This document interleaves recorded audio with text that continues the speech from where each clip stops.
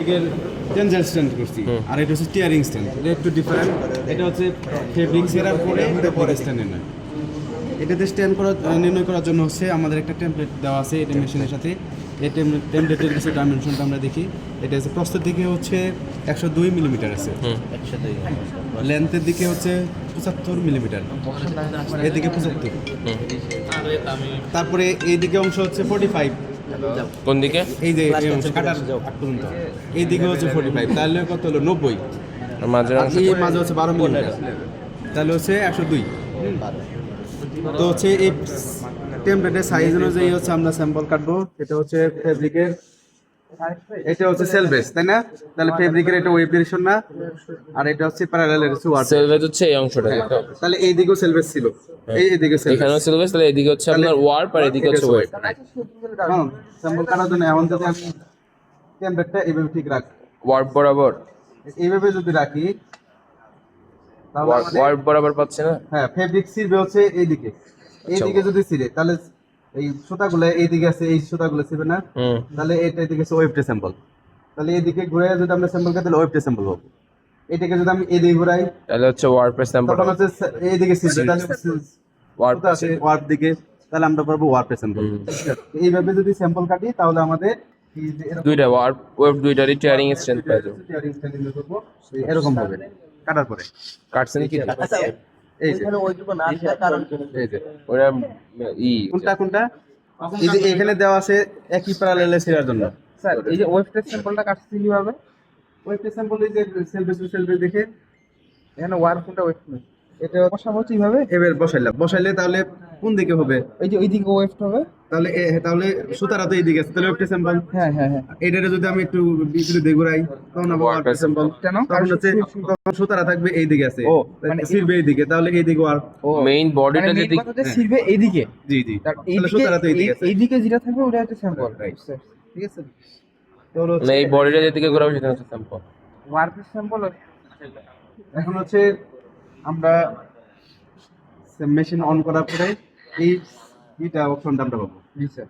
এখানে হচ্ছে যে সেটআপ প্যারামিটারগুলো সেট করে নিতে হবে।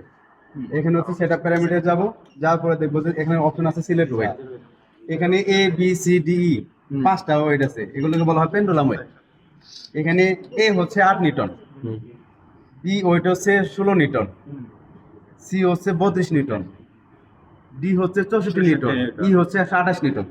ডাবল করে বাড়তেছে না, ডাবল করে 16 24 8 16 32 64 128। এখন হচ্ছে A B C pendulum weight, pendulum weight. এই এ বি সি হচ্ছে লাইট ফেব্রিকের জন্য, এবিসি লাইট ফেব্রিক। লাইট ফেব্রিকের জন্য। আর যদি ফেব্রিক হেভি হয় তাহলে ডি 64 নিউটন। এই লাইট আরো যদি বেশি হেভি হয় যেমন কাপড় এগুলো কিন্তু খুব স্ট্রং, সেটা হচ্ছে 64 নিউটন। আমরা জিএসএম দিয়ে হিসাব করব নাকি, যে যারা জিএসএম জিএসএম তত বেশি ওয়েটটা তত বেশি দিতে হবে। আচ্ছা, তো এখন হচ্ছে আমি যে ফেব্রিক টেস্ট করবো এটা হচ্ছে লাইট ফেব্রিক। এইটার স্ট্যান্ড 17-18 মধ্যে থাকে, নিউটনের ভিতরে থাকে। তাহলে পেন্ডুলাম ওয়েট কোনটা ইউজ করলে ভালো হবে? এবিসি সি 32 নিউটন, কারণ 16 তো ক্রস করে ফেললো। আচ্ছা আচ্ছা, তাহলে যেহেতু 17-18 ভিতরে থাকে তাহলে আমরা 32 নিউটনটা নিয়ারেস্টটা ইউজ করব। ঠিক আছে? এখানে হচ্ছে পরে পরে পরে আমি তোমাকে বুঝাই দেবো। এখন হচ্ছে এই যে পেন্ডুলাম ওয়েটটা আছে এটা 32 নিউটন, সি দেওয়া আছে। এটা সি।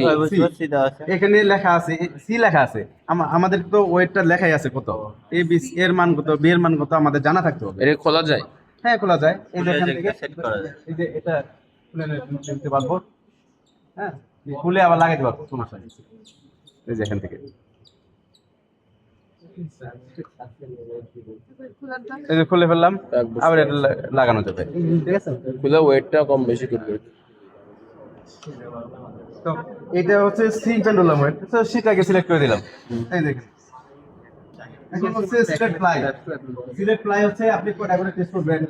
যদি একটা করে টেস্ট করেন তাহলে প্লাই 1, একসাথে দুইটা টেস্ট করলে প্লাই 2। তো আমরা একটা করে টেস্ট করবো, সেটা হচ্ছে প্লাই 1। এটা সেট করে দিলাম। তারপর হচ্ছে সিলেক্ট ইউনিটস, কোন এককে মানটা নিতে চাই। এখানে বিভিন্ন একক আছে, যে এককে নেবেন সেট করলে ওই একই মানটা দেবে। নিউটন আছে, সেন্টিনিউটন আছে, গ্রাম আছে, কেজি আছে, আউন্স আছে, পাউন্ড আছে। তো আমরা নিউটনে নেব, তো নিউটনটাকে আমি সিলেক্ট করে দিলাম। এখানে সিলেক্ট মিজানের রেঞ্জ, এখানে মিজানের রেঞ্জ হচ্ছে 20 থেকে 100% পর্যন্ত দেওয়া আছে। এই রেঞ্জটা হবে কি মেজার করে এই এটা? এই রেঞ্জটা হচ্ছে ফেব্রিক যত হেভি হুম। রেঞ্জ তত বেশি দিতে হবে, বেশি দিলে কি হবে, ফোর্স তত বেশি দিবে, একটু বাড়াবো। মেশিনের ক্যাপাসিটি বেশি বাইরে বেড়ে যাবে। আর যখন রেঞ্জ আমরা যদি লাইট ফেব্রিক থাকে, লাইট ফেব্রিকের তো রেঞ্জ দরকার নাই, লাইট ফেব্রিক 20 থেকে 80 বা 85% দিলেন। মানে এই রেঞ্জটাতে কি এই বোঝাচ্ছে? রেঞ্জ হচ্ছে মেশিন কত ফোর্স অ্যাপ্লাই করবে, রেঞ্জ যত বাড়াবেন মেশিন তত ফোর্স বেশি অ্যাপ্লাই করবে, রেঞ্জ যত কম আচ্ছা, force টা তত জিনিসটা কম। কি এমন যে আমি যদি 32 পেন্ডুলাম ওয়েট দিই তাহলে হচ্ছে 32 পেন্ডুলামের 100%টা ইউজ করবে এরকম? 32 পেন্ডুলাম 100% দরকার নাই, যখন মানে- আমরা 128 নিউটন ইউজ করবো তখন আমরা 100% ইউজ করবো, কারণ তখন আমাদের মেশিন ক্যাপাসিটি বেশি লাগবে, কারণ ফোর্সটা বেশি লাগবে। মেশিনের যখন রেঞ্জ যত বেশি দিব ফোর্স তত বেশি অ্যাপ্লাই করবে। না, ওই যে ওটাই বলতেছি যে আমাদের কাপড় যদি মোটা হয় তখন মোটা হচ্ছে হয়, আমরা হ্যাঁ। মোটা ওয়েটটা ইউজ করবো এবং ওটার বেশি পরিমাণ পার্সেন্টেজটা আমরা ইউজ করবো। বেশি পরিমাণ পার্সেন্ট ইউজ করবো, যেহেতু আমাদের লাইট ফেব্রিক এত পার্সেন্টেজ দরকার নাই। লাইটে হলে পাতলা অল্প একটু অল্প ছেড়ে গেলে দিলাম।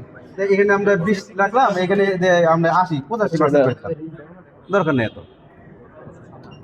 তো দেখেন যেগুলো সিলেক্ট করছি একসাথে শো করতেছে 20% 20%, 85% সি প্লাই প্লাই 1 দিছি, ইউনিট 10 দিছি, রেঞ্জ এত।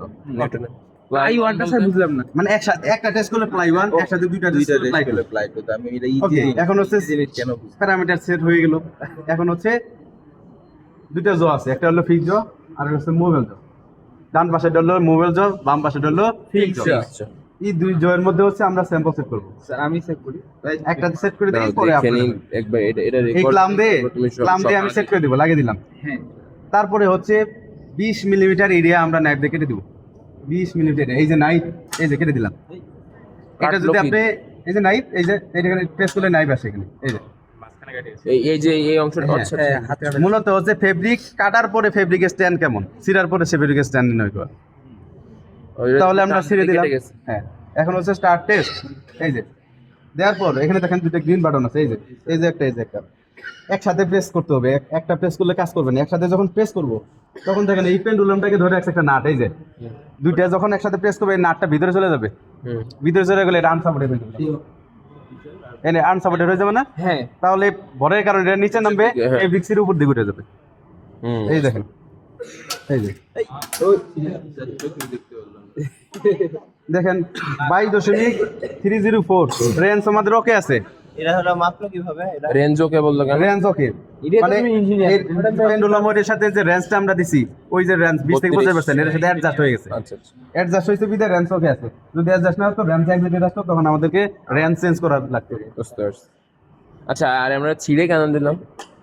সিল লোকে না, এই এটা ভিতরে যদি চলে যায় না তাহলে না, ছিঁড়ে কেন দিলাম? নাইফ দিয়ে কেটে কেন দিলাম? এমনি ডিরেক্ট দিলে দিলাম। তাহলে শীত তো না। না নাইফ দেই, এটা নর্মালি টিয়ারিং এর স্ট্যান্ড যে ছেঁড়ার পরে চিন্তা সেরার পরে ফেব্রিক স্ট্যান্ড, সেরার পরে ফেব্রিক স্ট্যান্ড কত? হ্যাঁ, দিতেছি। এটা ভ্যালুটা লেখেন। 22.304 না আমি বলবো। না এবার হচ্ছে ওয়ার্কের একটা আমরা টেস্ট করি, জন্য সেট করেন।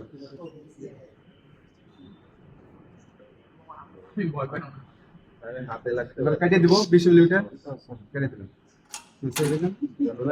ইন্টার, হ্যাঁ, চারটে সিলটা। এবার প্রেস টু গ্রিন বাটন একটা সেই সিরিং এটা আমি টেস্ট হয় না। 17.032 রেঞ্জ ওকে আছে, লেখেন ভ্যালু যা আছে ওকে তাই। লেখো, ওকে। এটাকে যদি সেভ করে রাখেন ভবিষ্যতে আপনারা আবার দেখতে পারবেন। আমি একটা করি। করবা? আরেকজন সেট করেন, যারা পিছনে আছেন তারা আগে আসুন।